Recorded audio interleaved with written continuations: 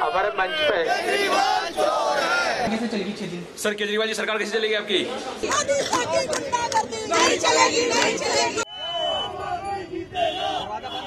দুর্নীতির বিরুদ্ধে ভারতের রাজধানীতে জনমত তৈরি করে আম আদমি পার্টি প্রতিষ্ঠা করেছিলেন খড়গপুর আইআইটির প্রাক্তনী অরবিন্দ কেজরিওয়াল। দেশের সাধারণ মানুষের পাশে থাকার প্রতিশ্রুতি দিয়ে দিল্লিবাসীর মনও জয় করেন এই নেতা।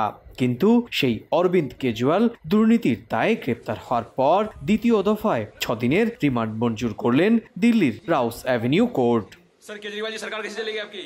বৃহস্পতিবার আদালতে নিজের হয়েই প্রশ্ন করেন অরবিন্দ। বিচারকের দৃষ্টি আকর্ষণ করে তিনি বলেন, আম আদমি পার্টিকে শেষ করার ষড়যন্ত্র চলছে। তার বিরুদ্ধে ইডি কোনো অভিযোগই প্রমাণ করতে পারেনি, কিন্তু কিছু ধারণার ভিত্তিতে তাকে গ্রেপ্তার করা হয়েছে বলেও বিচারককে জানান তিনি। তবে এর আগে ইডির পক্ষ থেকে নিজেদের হেফাজতে চেয়ে আবেদন করে দেশটির আর্থিক বিষয়ক দুর্নীতির তদন্তকারী সংস্থা ইডি। বিচারক এরপর 4 দিনের রিমান্ড মঞ্জুর করেন।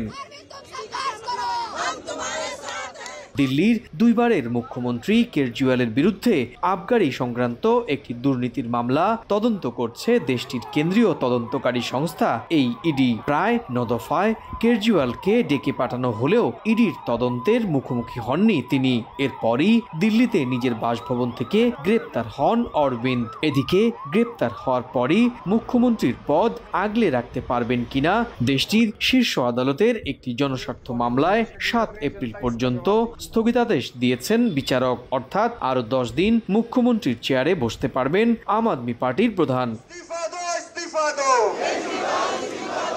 গেল কয়েক বছর ধরেই ভারতের কেন্দ্রীয় সরকারের অধীনে সিবিআই এবং ইডি দেশজুড়ে বিভিন্ন দুর্নীতির অভিযান চালাচ্ছে। সেই অভিযানের পরিপ্রেক্ষিতে পশ্চিমবঙ্গের 2 জন প্রভাবশালী মন্ত্রীও গ্রেপ্তার হয়েছেন।